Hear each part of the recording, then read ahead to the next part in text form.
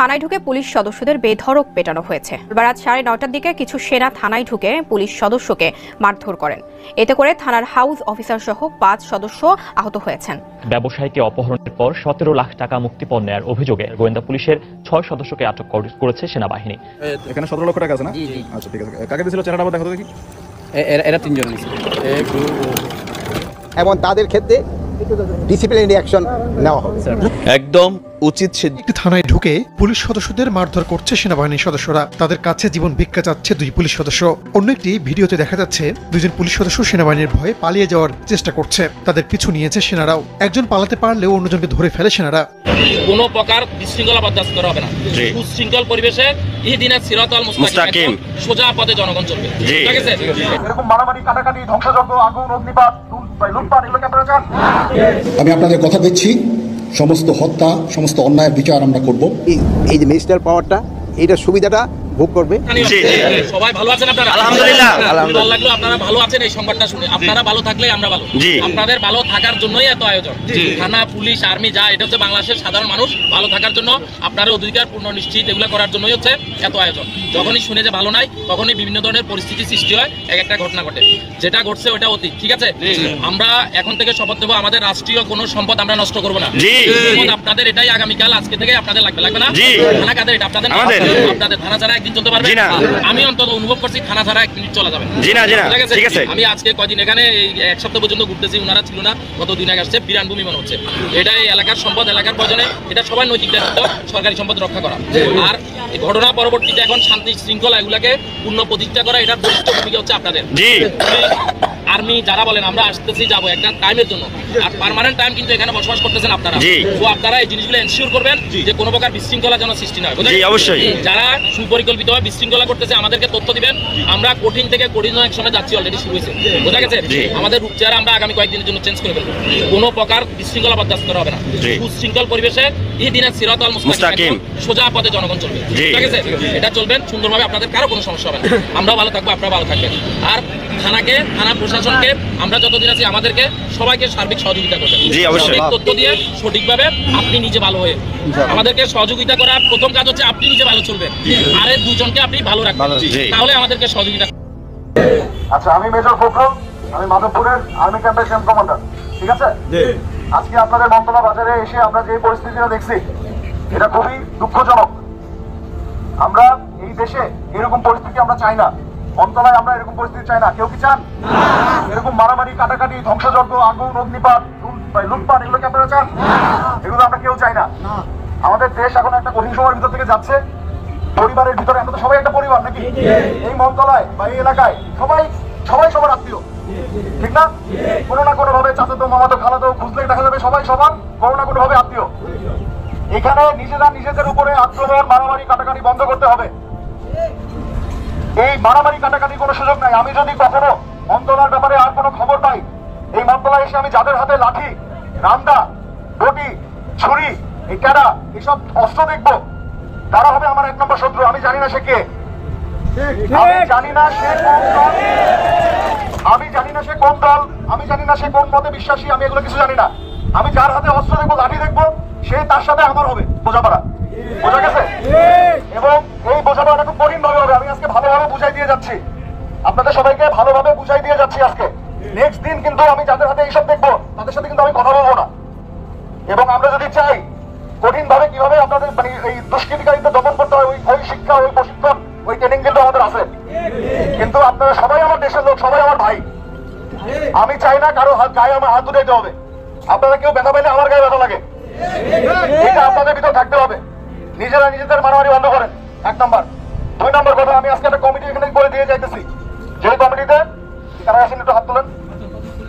এই যে আপনারা দেখতে পাচ্ছেন, এনারা হচ্ছে এই কমিটি করে দিয়ে গেছি, এরা হচ্ছে সবাই আপনাদের প্রতিনিধি। ঠিক আছে না? কোন রকম যদি কোনো গ্যাঞ্জাম থাকে, আপনাদের মতামতের অনৈক্য থাকে, অমিল থাকে, তাদের মাধ্যমে জিনিসটা পরিষ্কার করার ক্লিয়ার করবেন। প্লিজ মারামারিতে যাবেন না ভাই। সবার বউ বাচ্চা আছে, পরিবার আছে, দোকানপাট আছে, ব্যবসা বাণিজ্য করা প্রয়োজন, ঠিক না? ব্যবসা বাণিজ্য করেন, সুন্দরভাবে করেন, খেয়ে পরে বেঁচে থাকেন, সন্তানদেরকে মানুষ করেন, পড়াশোনা করান। এই মারামারি, কাটাকাটি করা যাবে না। এবং যারা সংখ্যালঘু পরিবারের আছেন, হিন্দু বা অন্যান্য ধর্মের, তারা সবাই আমাদের ভাই। কারো কোনো সন্দেহ থাকলে বলেন। দেশের মানুষ, তারা আমাদের ভাই। আজকে এমন হইতে পারতো, আজকে তো আমাদের এদেশে মুসলমান আমরা বেশি, তাই না? এমনকি পৃথিবীতে দেশ আছে না যেখানে মুসলমান সংখ্যায় কম, অন্য ধর্মের লোক বেশি? তাহলে ওইখানে গিয়ে তাহলে কি মুসলমানের উপর আক্রমণ হলে ওই মুসলমান কি ভালো থাকবে? তাহলে আমরা তো ওরকম না যে সাচ্চা মুসলিম সে সবাইকে প্রোটেক্ট করে, সেভ করে। এটা সবার আপনাদের দায়িত্ব। এলাকায় যত অন্য ধর্মের লোক আছে, হিন্দু বৌদ্ধ যা আছে, তাদেরকে আপনারা প্রোটেক্ট করে রাখবেন, আপনারা সেভ করে রাখবেন। এই কথা কি আপনারা আমাকে দিচ্ছেন? কারো কোনো সন্দেহ আছে? আমি কি মন্ত্রণালয় আর কোনো গ্যাঞ্জাম শুনবো? এটা কথা দিলেন আমারে। গ্যাঞ্জাম হলে কিন্তু এরপরে আমি সুন্দরভাবে আর বুঝাবো না। আমি কিন্তু খুব কঠোর পদক্ষেপ নিব, ওই পদক্ষেপ কিন্তু আমি নিতে পারি, কিন্তু আমি চাই না। আজকে ইচ্ছা করলে কিন্তু আমি অনেক কঠিন হইতে পারতাম না, কিন্তু আমি কঠিন হই নাই এবং আমি চাই না কঠিন হইতে। এখন সবাই দোকানপাট খুলবেন, ব্যবসা বাণিজ্য করবেন। আমি চলে যাওয়ার পরে নর্মাল ভাবে ব্যক্তিগত যাদের প্রবলেম আছে, জমি জমা নিয়ে প্রবলেম, আগের একটা প্রবলেম, এই প্রবলেম তো আজকের না, অনেক আগে থেকে প্রবলেম, তাই না? এতদিন মারামারি হয়েছে, কোর্ট কাছারি আবার সব খুলবে, নর্মাল হবে। এগুলা আইনের মাধ্যমে এগুলার মীমাংসা করবেন। কেউ আইন নিজের হাতে উঠে দেবেন। ওর সাথে আমার জমি নিয়ে গাঞ্জাম, আমি 10 জন 15 জন লোক নিয়ে ওর বাড়ি থেকে আংশা করলাম, খুব খারাপ। আইন নিজের হাতে উঠানো যাবে না। আইন রক্ষা করার জন্য সরকার আমাদেরকে বেতন দেয়, ইউনিফর্ম দিছে। আমাদের কাজ আমাদের করতে দেন, আপনারা এটা করেন না। কারো কোনো সন্দেহ? আমার সাথে আমার কথায় যদি কেউ মানে অনতি থাকেন উনি বলেন। পুলিশ কনস্টেবলকে বেধড়ক পেটাচ্ছেন কয়েকজন সেনা সদস্য। বুধবার এমন একটি ভিডিও ভাইরাল হয় সামাজিক মাধ্যমে। রাঙ্গামাটির জুরাছড়ি থানা সূত্রে জানা গেছে, হামলাটি হয়েছে তাদের উপরে। সালাম না দেওয়ায় 3 পুলিশ কনস্টেবলকে মারধর করা হয়েছে বেধড়ক। 9টার দিকে কিছু সেনা থানায় ঢুকে পুলিশ সদস্যকে মারধর করেন। এতে করে থানার হাউস অফিসার সহ 5 সদস্য আহত হয়েছেন। এ ঘটনায় সেনাবাহিনীর 3 লেফটেন্যান্ট কর্নেল সহ 16 জনের বিরুদ্ধে মামলা করেছে পুলিশ। অভিযুক্ত সেনা সদস্যদের বিরুদ্ধে দাঙ্গা, হত্যা চেষ্টা এবং থানায় ঢুকে পুলিশ সদস্যকে অপহরণের অভিযোগ করা হয়েছে। এছাড়াও পুলিশের অভিযোগে বলা হয়েছে, অস্ত্র ও পোশাক সহ 3 কর্মকর্তার নেতৃত্বে সেনারা অনুমতি ছাড়াই থানায় প্রবেশ করেন।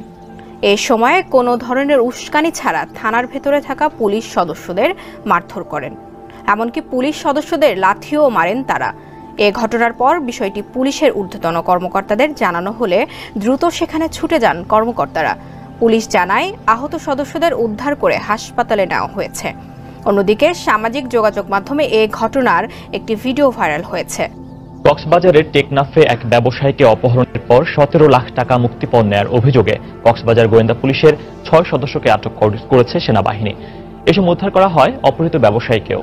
টেকনাফ সাবরাং সেনা ক্যাম্পের ইনচার্জ মেজর নাজিম জানান, গতকাল সন্ধ্যায় টেকনাফ পৌরসভার 8 নম্বর ওয়ার্ড কাউন্সিলর মনিরুজ্জামানের ছোট ভাই গফুর আলমকে কক্সবাজার থেকে অপহরণ করে গোয়েন্দা পুলিশের সদস্যরা। এরপর তাকে মেরিন ড্রাইভে আটকে রেখে ক্রস ফায়ারের ভয় দেখিয়ে পরিবারের কাছ থেকে টাকা আদায় করে তারা।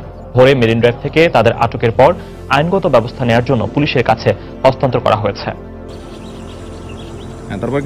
তারপরে স্যার আমারে আবার এদিকে নিয়ে গেছে, আবার একটা ইনফরমেশন পাইছে বলে তাদের সাথে আবার এদিকে নিয়ে গেছে, আমাকে চোখ বন্ধা।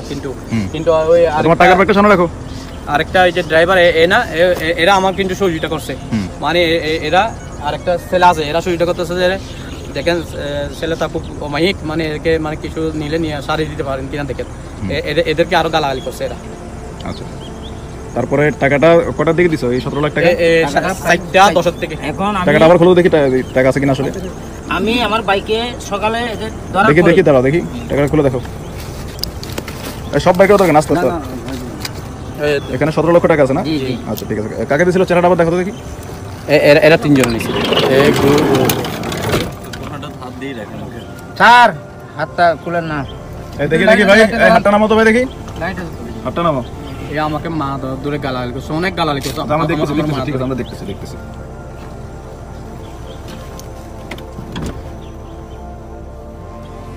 এটা কে মাঝখানে শুয়ে আছে? দেখি লাইট আছে তো, লাইট লাগবে না, আপনি চেহারা ক্লিয়ার আসছে। ঠিক আছে, তারপর কেউ তোমাকে ছাড়ছে কখন? আমাকে ছাড়ছে পৌনে 5:60টার দিকে। 7:10 টাকা দিলাম, পৌনে 7টার দিকে আমাকে ছেড়ে দিল। 17 লাখ টাকা নেওয়ার পরে? জি। আমি বলছি যে 14 লক্ষ টাকা জোগাড় ছিল, একজনের 50,000। আমি বলছি যে আর বাদ বাকি টাকা আমি বিকাশে দিব, সালাহতে ওই টাকাই দিবি, তোরা আবার নিয়ে যাবো, ওই টাকা দিলে আবার ছেড়ে দিব আমাকে বলতেছে। বুঝতে পারছি, ঠিক আছে, ওকে। তুমি তখন ছাড়া পাইছো নাকি? জি জি মাত্র পাইলাম আর কি স্যার। আচ্ছা, তোমরা কি এখন এই ব্যাপারে কোনো অভিযোগ মামলা কিছু করতে চাও? ইনশাআল্লাহ মামলা করতে চাও? আচ্ছা ঠিক আছে। আমি একজন ব্যবসায়িক, আমি একজন উপরবাজার ব্যবসায়িক। আমাকে তোমার নাম পরিচয় সেটা বলো তো। আমি টেকনাফ 8 নম্বর ওয়ার্ড কাউন্সিলর মনিরুজ্জামান। আচ্ছা, তোমার পরিচয়? আমি টেকনাফ 8 নম্বর ওয়ার্ডের একজন নাগরিক। আমার নাম মোহাম্মদ গফুর আলম। কি করো তুমি? আমি ব্যবসা করি উপরে বাজার। কিসের ব্যবসা? ইম্পোর্ট করি চায়না থেকে, মায়ানমার থেকে। কি ইম্পোর্ট করো? কম্বল, বেডশিট, আপনার টাওয়াল, এগুলো আর কি। ঠিক আছে, এই নাম্বারটা দেখি। ঠিক আছে, ওকে। কক্সবাজার সকালে গেছিলাম, কালকে সকালে ইনকাম ট্যাক্স আমরা ফাইল করার, ইনকাম ট্যাক্স দেওয়ার জন্য। আমরা ইম্পোর্ট করি চায়নার থেকে আর মায়ানমার থেকে। তো স্যার আমি ইনকাম ট্যাক্সে আমি উকিলের বাসায় ঢুকছি। উকিলের বাসায় ঢোকার পরে আমি বাইর হওয়ার পরে একটা হোটেলে গেছিলাম আলগনিতে গিয়ে হোটেল থেকে খাওয়ার পরে আমি নিচে আসলাম, দাঁড়ার পরে এরা 6-7 জন লোক গেছে। যার পরে ওদের আপনার নাম কি? আমার নাম আব্দুল গফুর। ওদের আপনি এদিকে আসেন। আমাকে এদিকে আসা ডাকার পরে নিয়ে গেছে। আমার কোথায় নিয়ে যাচ্ছেন? ওদের আসেন, কোনো অসুবিধা হবে না। আমাকে চোখটা বন্ধ করে কোথায় নিয়ে গেছে তা আমি জানি না। যাওয়ার পরে আমাকে বলছে 1 কোটি টাকা দিতে হবে। স্যার আমি এই টাকা পাবো কোথা থেকে? এরা বলছে। গেটটা খোলো, দেখা তো গেট খোলো।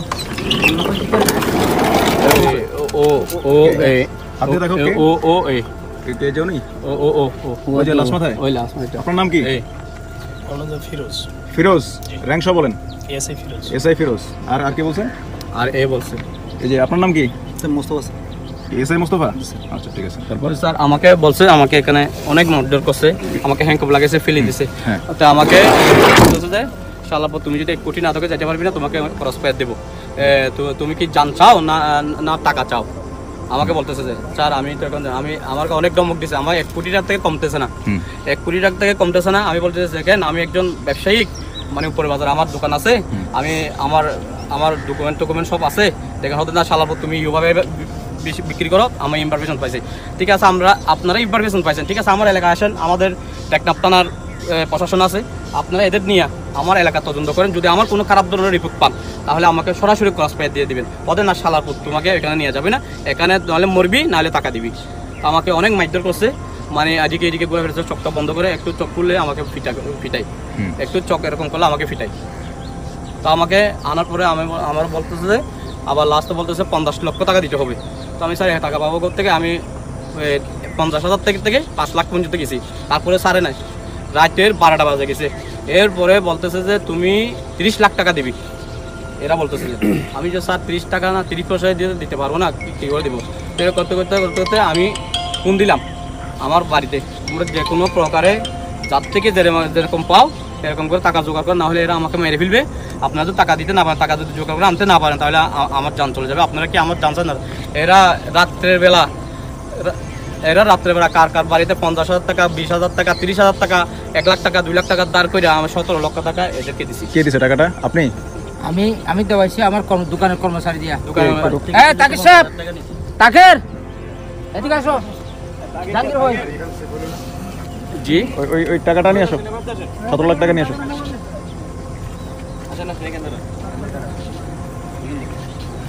আপনি কি টাকা দিয়েছিলেন? এই টাকা নাকি দেখেন তো। এই সরো, তুমি সরো, কামরু সরো। এটা কি টাকাটা দেখাও দেখি। প্রিয় দর্শক মণ্ডলী, ইতিমধ্যে অবগত আছেন সেনাবাহিনীদেরকে ম্যাজিস্ট্রেটি এবং বিচারিক ক্ষমতা দেওয়া হয়েছে। ক্ষমতা পাওয়ার সাথে সাথেই থানার ভিতরে গিয়ে পুলিশ সদস্যদেরকে কঠিন ভয়াবহ। প্রিয় দর্শক, ইতিমধ্যে অবগত আছেন সেনাবাহিনীদেরকে ম্যাজিস্ট্রেসি পাওয়ার এবং বিচারিক পাওয়ার দেওয়া হয়েছে। বিচারিক এবং গ্রেপ্তারি পাওয়ার সাথে সাথেই তারা থানার। প্রিয় দর্শক, ভাইরাল সকল আপডেট যেগুলো রেড মিডিয়া কাঁপিয়ে দিয়েছে এবং বর্তমানে সকল কিছুই এই ভিডিওতে পেয়ে যাবেন। আপডেট সকল খবর অবশ্যই না টেনে ভিডিওটি শেষ পর্যন্ত দেখার অনুরোধ করছি। যারা নতুন আছেন চ্যানেলটিকে সাবস্ক্রাইব করে পাশে থাকা বেল বাটনটি অন করে দেন। আসুন দেখে আসি সম্পূর্ণ ভিডিওটি।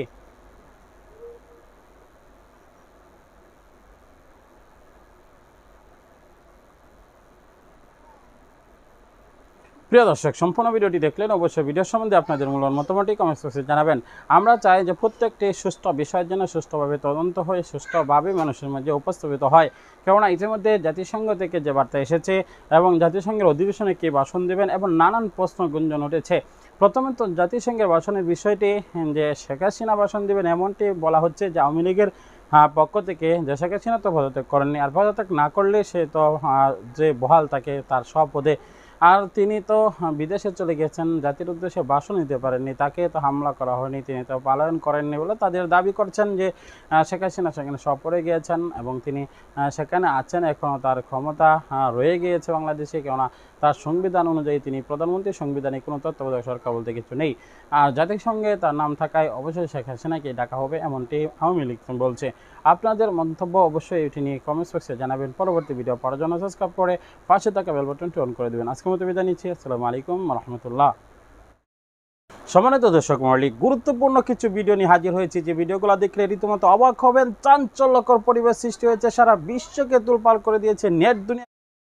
প্রিয় দর্শক, গুরুত্বপূর্ণ একটি ভিডিও দেখাবো, যে ভিডিও দেখলে রীতিমতো অবাক হবেন। চাঞ্চল্যকর অবস্থা সৃষ্টি হয়েছে, সারাদিনের আপডেট খবর একত্রে আপনাদের মাঝে উপস্থাপনা করতে যাচ্ছি। তাই অত্যন্ত এই গুরুত্বপূর্ণ ভিডিওটি, তাৎপর্যপূর্ণ ভিডিওটি না টেনে ভিডিওটি শেষ পর্যন্ত লাইক করে দেখতে থাকুন।